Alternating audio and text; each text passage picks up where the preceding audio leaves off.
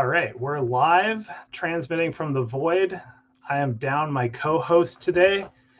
Unfortunately, there was a fire and he got stuck in traffic. We tried to make it work, but it was just absolutely not going to happen. So today, you get me bumbling through the introductions and no cool technical effects of cutting away to anything else because I don't know how to do that. My guest today is Dan. Dan, can you introduce yourself? Tell us a little bit about you.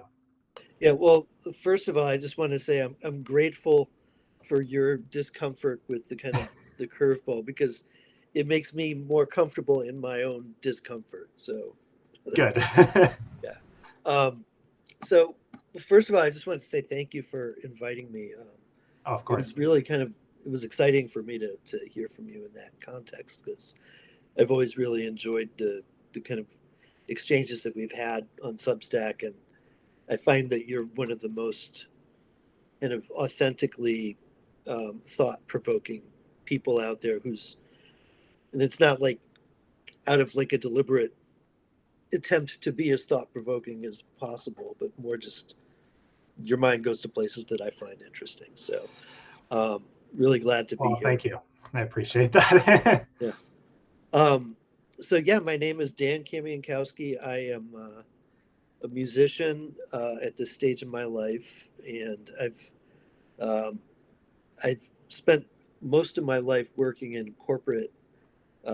corporate setting with one company, the same company for 28 years, and I uh, about a year and a half ago left that career behind and decided to focus full time on music, um, and uh, I have spent my entire life playing the piano for the most part. I grew up um, five doors down from my first piano teacher, so that worked out well. Um, and I was drawn to the piano, I think, from the age of like 4 or 5, and so it's something that's always been, kind of the thing that I do when I'm not doing what like the world tells me I need to do, if that makes sense. That makes Um, perfect sense. yeah, um, and I have kind of like lived on the cusp of like I've kind of referred to myself as either like an overachieving amateur or an underachieving professional, like one or the other, but I'm not sure which one. I think that's a good paradox to hold in any industry. Yeah, yeah. Um, and it's like the imposter syndrome kind of uh, paradox, like where you're like, I don't know if I'm good enough to have imposter syndrome, like that. Well, I've heard Dan's music, and if you haven't, you should check it out because it is very good. I had the pleasure of working to it the other morning because he was doing a live right when I was doing some work, and I was very, very happy with it. I couldn't recommend it higher. So, Thank you very much. I appreciate that.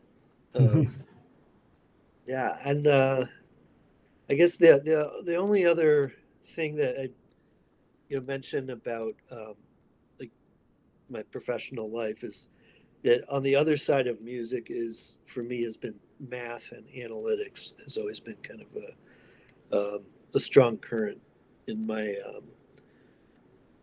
just in my kind of mental skill set, and I've always really enjoyed bringing things together that were disparate, like so yeah. blending the music and the math and the analytics and philosophy is it's just it all just kind of I'm not sure where one starts and the other one ends sometimes. On that note, I have a question for you Yes. because I believe you do a lot of improvisation, correct? Yeah. Yes. And I find improvisation in music is not something I'm familiar with. I have no musical skill. However, my wife does have quite a bit. So I get to listen to a lot of music because she loves music. And so I love music in a very intuitive sense, but I have no idea what's going on. But I do have the internet. And so I looked into improvisation, and I think it's a very transferable skill to like the way I see art, which is that like art is about having a fundamental understanding of how to convey a feeling or an expression or emotion, and music does that through music theory in different ways. And the improvisation artist understands that element of the music theory, and that's what they're playing from. Yeah. So, yeah, if you want to talk about that, I just feel like there's a real connection there between the way that art works and the way that improvisation really works, I guess, or is experienced. Um, so there's when you started talking about that, the scene from a movie popped into my head, and the movie was New York Stories, which was um, I think it came out like during the 1990s, and it was like three different filmmakers, Hmm. each doing a segment. And the Martin Scorsese segment had Nick Nolte as a painter, and there's this scene where he's working on this like wall-size mural, um, listening to Procol Harum, like Whiter Shade of Pale, and it's this very physical, like it's not like he's doing this very kind of careful, premeditated. It's like he's attacking the canvas. He's coming at it from different directions. It's very physical, very visceral, and very much like what it feels like to play jazz to me, like in that same way, like where you have kind of like this thing on the wall and you have so many different directions you can come at it from. And the thing is that you're doing it in the moment. Um, but but there's this structure, like you said, Hmm. there's a framework that you're trying to kind of hang your notes onto. It's similar to math in a way, which is interesting because you said you enjoy math too. So I Yeah. assume there's a connection there that you see between the two fields. Yeah. And I mean, for me, I think that my brain has historically been very good at calculating things like reasonably quickly. Not as good as it used to be in that sense. Um, and so I think that that helps me with improvisation because um, unless you're going completely like avant-garde and where you're disregarding music theory or you're creating your own music theory, um, you're basically doing a lot of calculations in real time, um, to, just to kind of figure out what the options are in any given moment, around Yeah. the harmony that's in there. So I do think that the math has been helpful for me in that respect. But I see so many skill sets use the same like mechanics too. Like you think about like a NASCAR driver or something, someone who is having to react at really high speeds to calculating like physical dimensions and velocity and all that stuff goes yeah, into it. And but they're not thinking in the terms of math. They're just flow stating that subconscious understanding of how physics works. right. And so it's like it's the same thing with music, but it's just a different theory, like a different abstract language, but it's all these sort of systemic structures. So Yeah, yeah, that's really interesting. Let's get into some of the topics that we decided to talk about. The first one, yeah. which I was very excited about, is like the duty of an artist. What do you see as the duty of the artist? How do you Well, define an artist? well, that's. I mean, at the end of the day, I think an artist is anybody who says that they're an artist, Yeah. um, and who am I to question them uh, for that? But I think what I mean when I say that I am an artist is that I have something that is either inside of me or is kind of coming through me that Mhm. wants to get out into the world. Um, and whether it attaches to an audience, whether it doesn't, um, it's not that that's not relevant, but that is not what makes me an artist. It's just that there is this thing that has to come out of me. Um, and if I go for too long without it coming out of me, I get ornery. Yeah, I get that. I think like when I look at art and I really break it down mechanically, it's the expression of the lived experience in a medium that's not alive.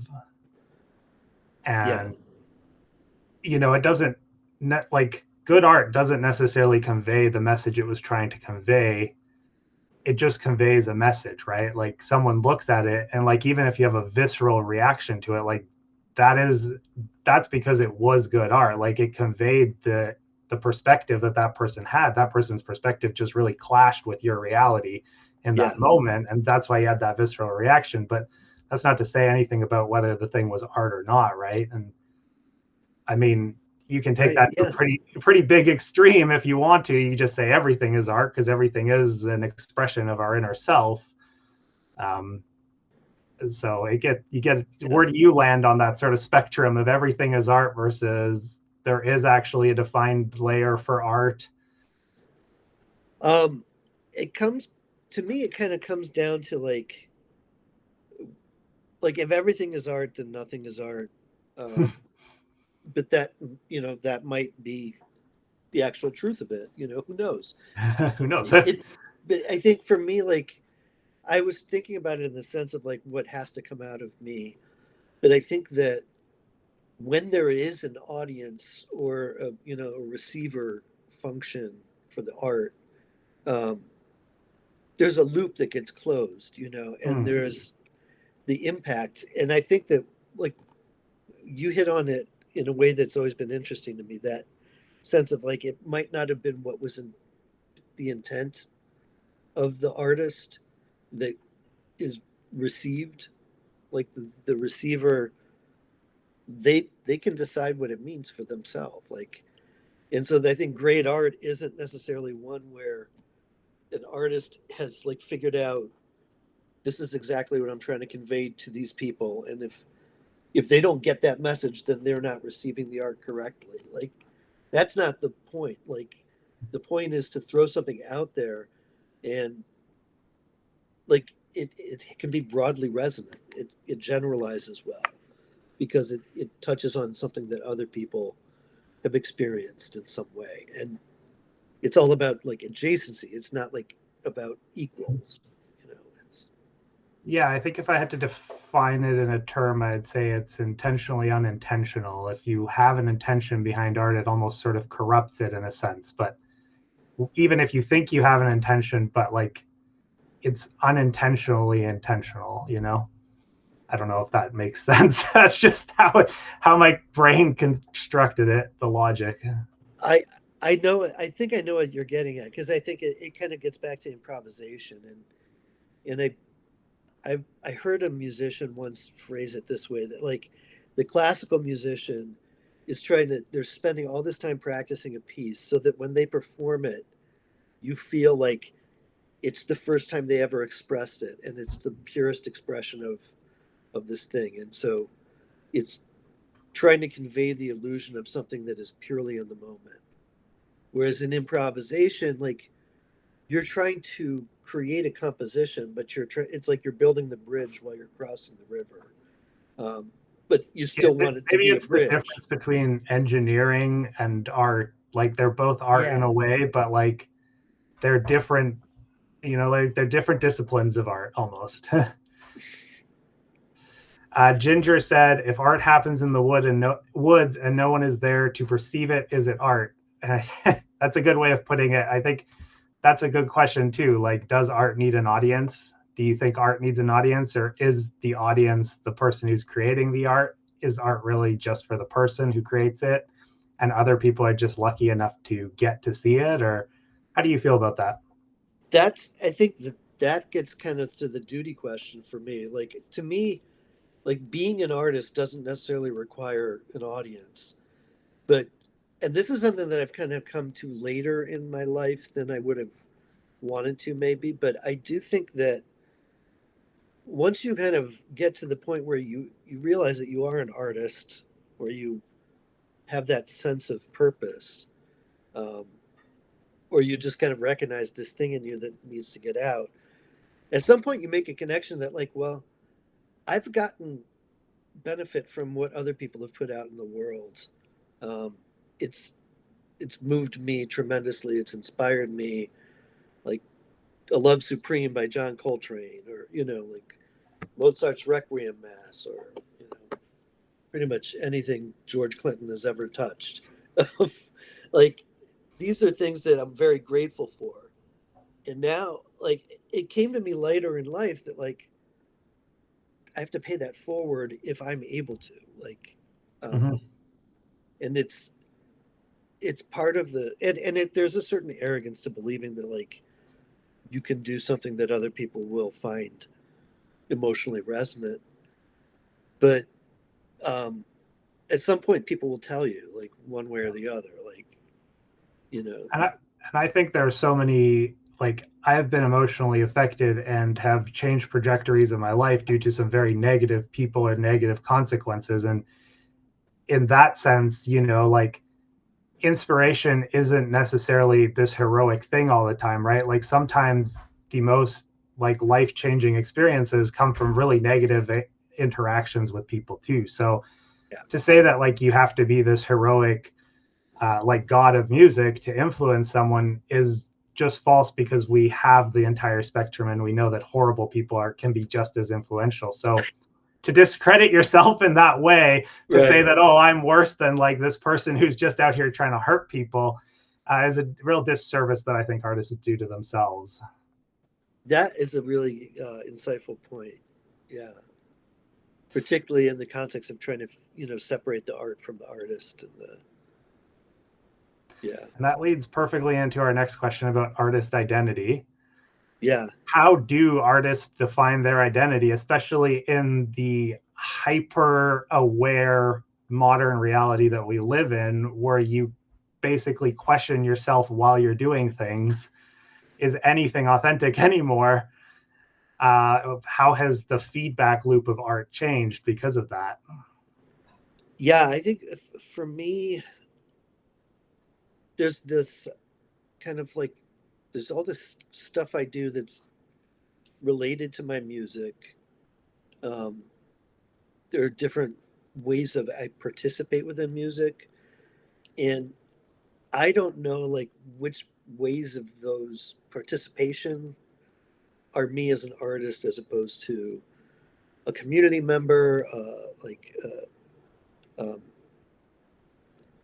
just a participant in kind of receiving the art. You know, that it's not always clear because Mhm. when you play a role in like helping somebody else create their art, like by playing, helping them with their project, um, it's still a form of artistry for you. So for me, like the definition of like me as an artist is pretty foggy.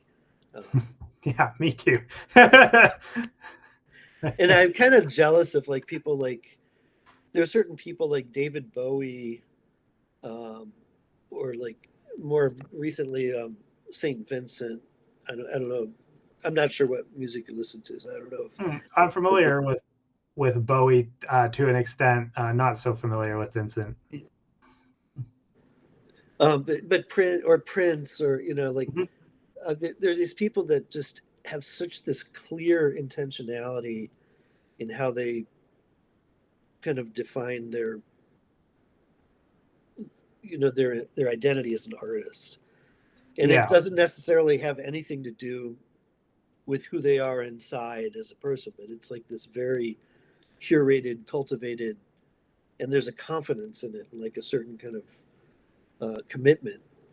And Hmm. I've never like even like I've never seen the doorstep to the building that you would find that feeling in. Like, yeah, And I I'm think the jealous of thing that. about those, yeah, and I think the thing about those guys who you mentioned is that they're not just, like, yeah, they are filling like a role or an entertainment role, right? Like, they have a character and they're identifiable and all that, but I think they are spreading their own personal philosophy.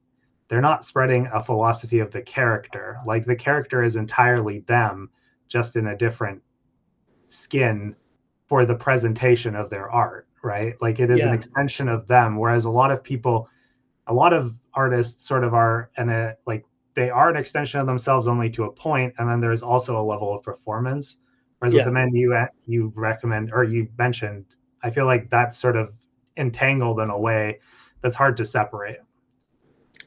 yeah. And it's because like for me on the other end of the spectrum, like I feel like somebody like David Bowie, I feel like there was a it was a lot of a costume or kind of like a I don't want to say an act because that makes it sound cheap, but more of like it was a it was a product that he cultivated. But I think that some of it was like maybe to conceal rather than to reveal what he was really like. Like an Um, armor that allowed him to get his message out almost. Like he yeah, felt comfortable in that sense. but then I think about like somebody like Bruce Springsteen or Ben Folds. I don't know if you're familiar with Ben Folds. He's a piano player, singer songwriter, and I've seen him in concert a few times, and every time I see, and I love him. He's like one of my favorite musicians that's alive today, um, and partially because of the person that he also seems to be. But before every song, like he tells the story of the song, and there's a part of me that's like, well, just play the song, like, and don't tell me the story because I want the song to tell me the story. But it's so clear that like he is the guy on stage is who he is, like, Yeah. and, And you you had know, mentioned, because I sort of asked you some questions before we did this, and you yeah, mentioned that you love to talk about Mr. Rogers. And I feel like this is a good place to introduce that topic because I think Mr. Rogers, like from what I know about him, he saw what everybody else saw as like a negative, like TV coming and rotting children's brains and all that. But instead of like yelling about it, he was like, well, why don't I just become the character that I want on TV? And he filled that role wonderfully. And his philosophy, like he really spread his philosophy and he spread it to children, which are probably the people you want to be spreading that message to. yeah, And I think most people would agree he made a pretty significant impact on our society and most likely made it better. I can't see how he made it worse. And oh, I think I think, there's a really good, sorry, before I not to cut you off, but there's a real yeah, correlation there with social media, right? Because everybody's out here yelling about how social media is corrupting everybody and wrecking everything. But if we want to look at Mr. Rogers, he would say, just use it in a way that doesn't corrupt people. That was like, yeah, that's what he did. yeah, yeah, and I think that it's interesting because I was listening to Christopher's um, his series on AI, Mm-hmm. and I was thinking he has this very humanistic view of how to kind of incorporate AI into helping us be better towards each other, and that to me it sounds kind of like what you were how you're describing Fred Rogers, which is very accurate to my understanding of his history Yeah. too. Um, and I think for me, he represents like this complete commitment to kindness that I, I don't think that I could like come close to living up to. But it's like if there was one thing I could choose to live up to in life, it would be that. Like just that Mm-hmm. ineffably deep commitment to kindness, and to compassion. And I just feel like there's so many things that are wrong with the world today that, and I know that like a lot of it is beyond just like the simple solution, but I mean, why not? Like, why Yeah. not start there? Like, it just seems like a good place to he's a start. Yeah, he's just a great case of, like being the change you want to see. Yeah, And, maybe that change doesn't come super fast, but if we all like make a conscious effort towards being better people, that can't make the world a worse place. 100% agree. Yeah. And I think that the other thing that I think that is relevant about Fred Rogers to the earlier conversation was that he was an artist. I mean, his work was art, and he was a musician. He wrote Mm-hmm. songs. He he directed and he made that program, the set, like every detail of it was a work of art in his mind, and in the way that he approached it was as an artist. And I feel like he had an extremely strong sense of who he was as an artist, Mm-hmm. and Yeah. and And there I think was he understood the medium of television better than the people at the time did too.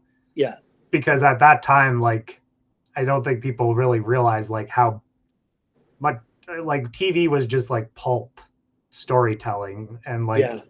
it had no, like if people wanted like a real message, they went to see the movies. You didn't watch TV. TV was just serials, and it wasn't really, it didn't have the gravitas that TV has today, right? And he sort of carved that out. He was definitely one of the first people to carve that out. Yeah. I see that Ginger had another question. Is it possible to make art that doesn't say something about who you are as a person? What do you think about that one? I think, I think, I mean, somebody might say, well, like if you made it, like you made it because your brain, like that's who you are as a person, and there's no way that like somebody else could have made it. But I tend to disagree with that.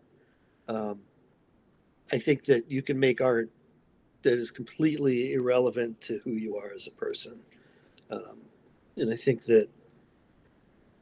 Bill Cosby is a good example of that. Like, Yeah, um, that's fair. He definitely, thank yeah, God he didn't teach his own values as part of his art, because he yeah, was very beloved for the art that he put out there a lot of times. right, And I think we see that throughout history a lot of times. yeah, he They was a always say fraud. you got to separate the art from the artist, Yeah, it, and yeah, because what you're putting out there isn't really you. I always think of art as kind of like a creation, is like a child. Like you create a child. The child isn't beholden, like it isn't the parents, right? They are their own child, whether the parents want to admit it or not. yeah. And that's the same way I feel about art, is like you can try and control your art, but you really can't at the end of the day. And sometimes it is absolutely not a reflection of who you are. It is just a reflection. Sometimes it might be a reflection of who you want to be, might be a reflection of what you think would sell best. So it really Yeah, depends, right? I Ginger think. said, oh, sorry, go ahead. Oh yeah, I was reading her comment too. Yeah, I. Oh, Ginger's guy. Actually, I don't know Ginger's pronoun, so I'm assuming Ginger.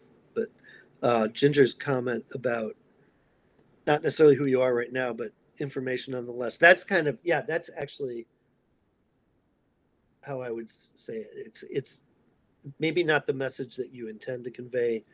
Maybe not a self-aware version of who you are, but like who you are is kind of in Yeah. the ingredients one way or another. You're still a part of the whole feedback loop of society, whether you mean to contribute to it in the way you intend or not. Yeah, yeah. So, and then what was the third question we had here? So, what is the artist's responsibility to the audience versus themselves? How do you define that line?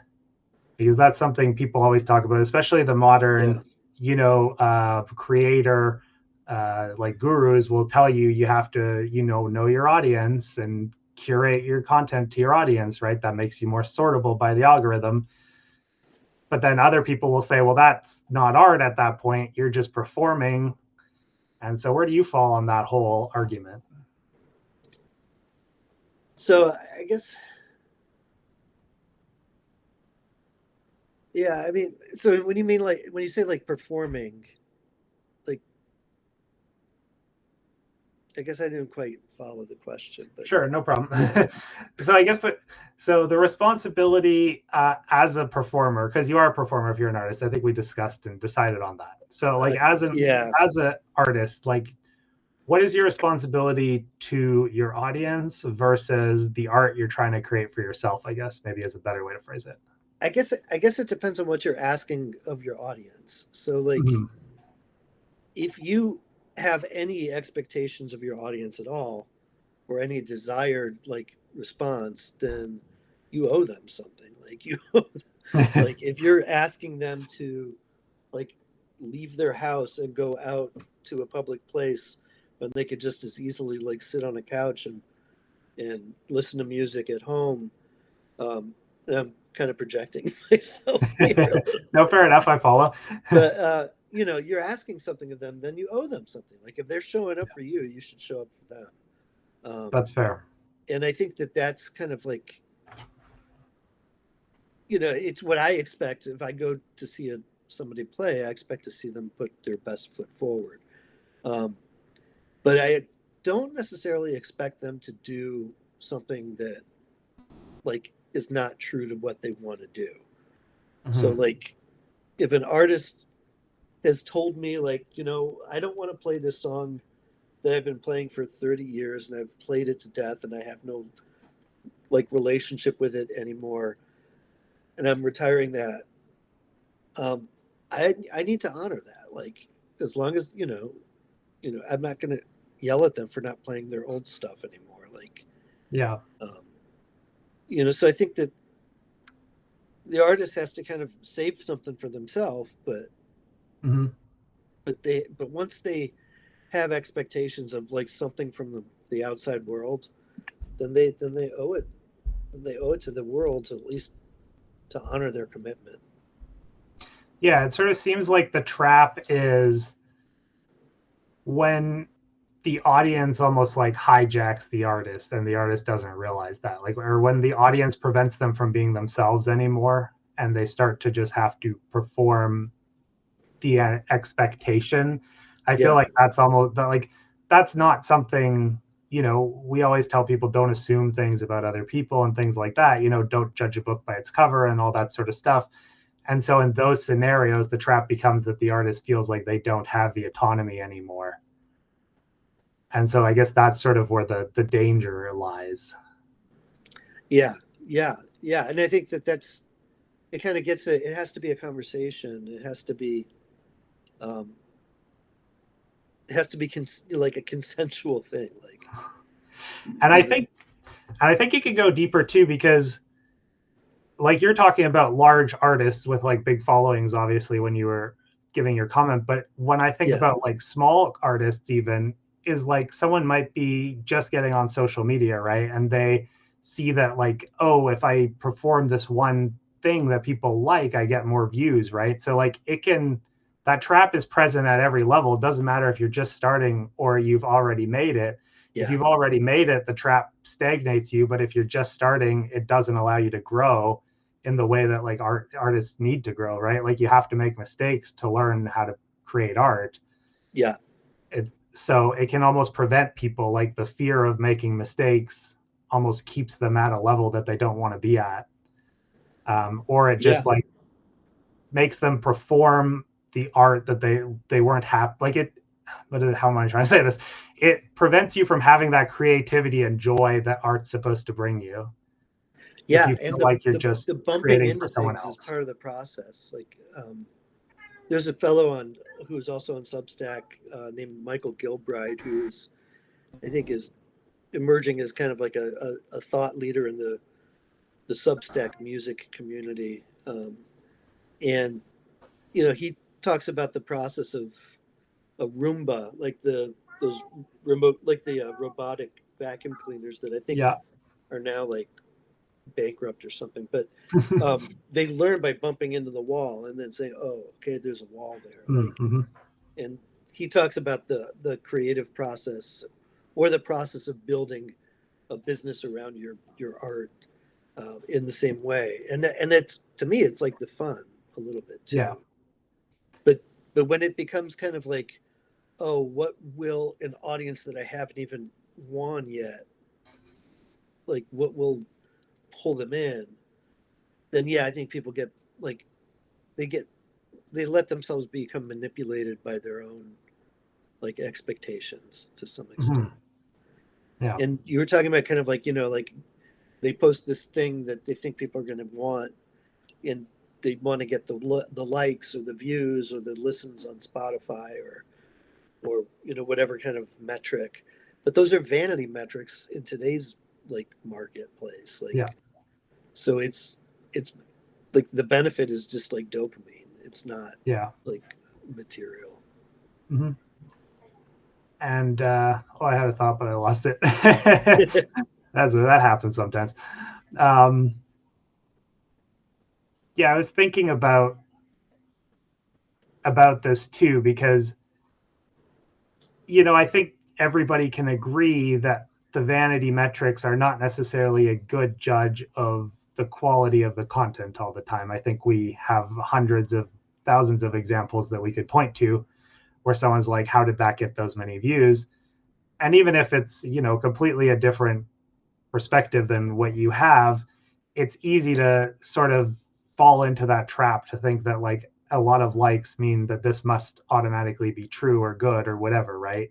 Mm-hmm. And I think that can be a bit confusing, especially for younger artists or people starting out on social media, is they'll get really frustrated because they think the like is directly attached to the quality, whereas like those are two separate systems, right? Right, The right. computer can't judge taste of how good quality you have. It just judges what people reacted to. And that doesn't necessarily mean it has to be good. It just has to make people react, which is a totally different, Right. there's a similarity or a crossover there to art, but I think they're two separate mechanics. Yeah. I think that unless like your art is designed like with the intent of being ephemeral or temporary, like it's hard for me to see it as like an explosive moment as opposed to like a lasting influence. Like I think of I think most artists would prefer the latter, like Mm-hmm. than the former. But I think the brain's reward mechanism like makes us get really excited about like Yeah. that like big moment. Yeah, and when I look at like any artist who's survived for a long time, it's because they constantly adapt. They're never making the same art all the time, right? Yeah.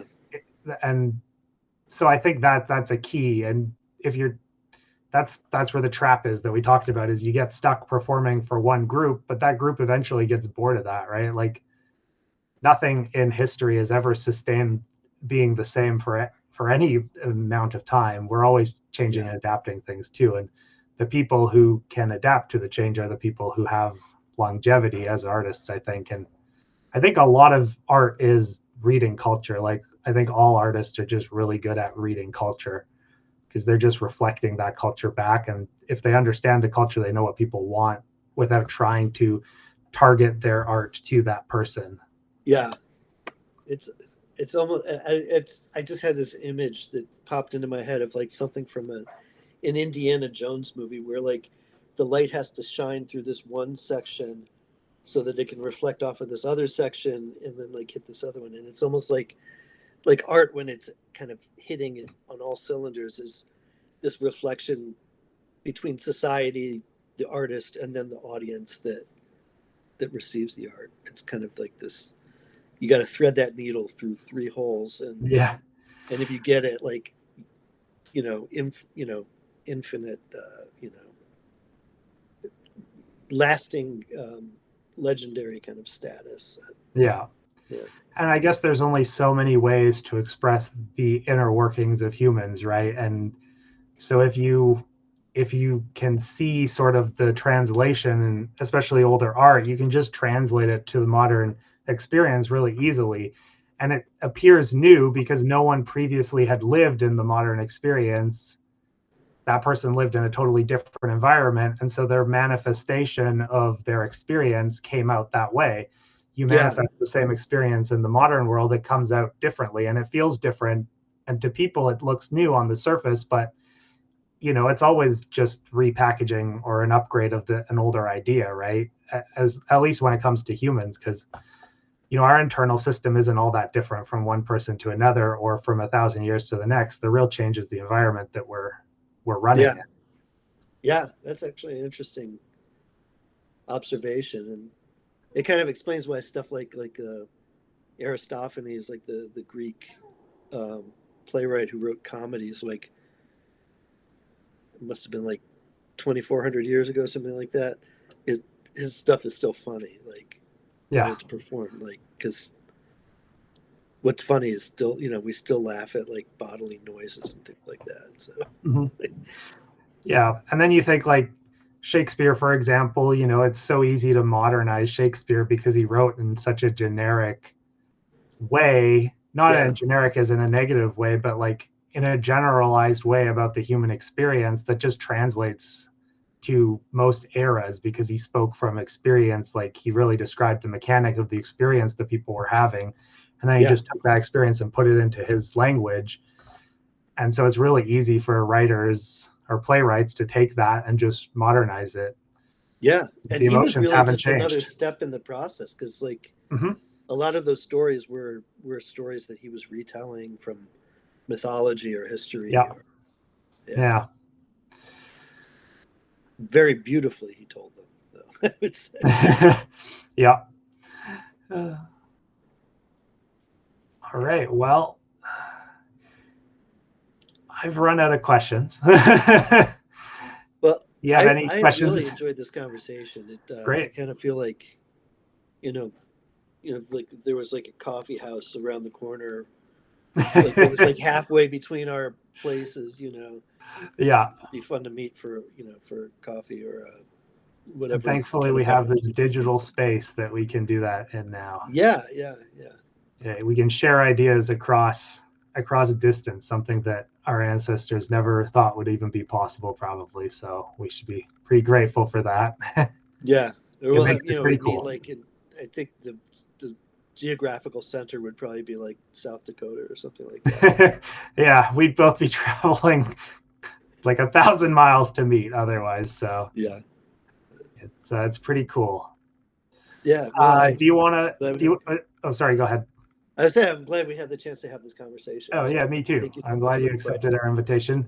I'm so sorry Chris couldn't be here for it. He's probably kicking himself. He's gonna wish he could have made it.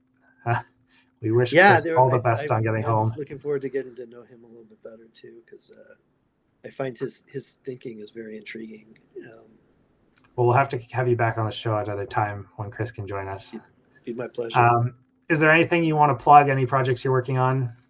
My Bandcamp page, you can see the stuff that I've released. My kind of current efforts are focused on planning a concert that I'm hoping to have scheduled sometime in the fourth quarter of this year with a trio, be a jazz trio, at a spot called the Bop Stop, which is a Cleveland jazz club.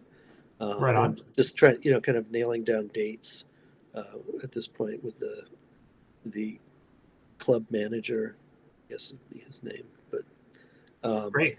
and so working towards that, and then also working towards I'm thinking about doing a solo piano album called Less. Oh, nice. Which would be focused on sparseness in music, because I tend to be very notey, and so Okay, that's interesting. Yeah, myself play less. So cool. Push you outside your comfort zone. Learn yes, some new stuff. Yeah, that's awesome. yeah. I'm assuming all the links are in your bio. People can find them there.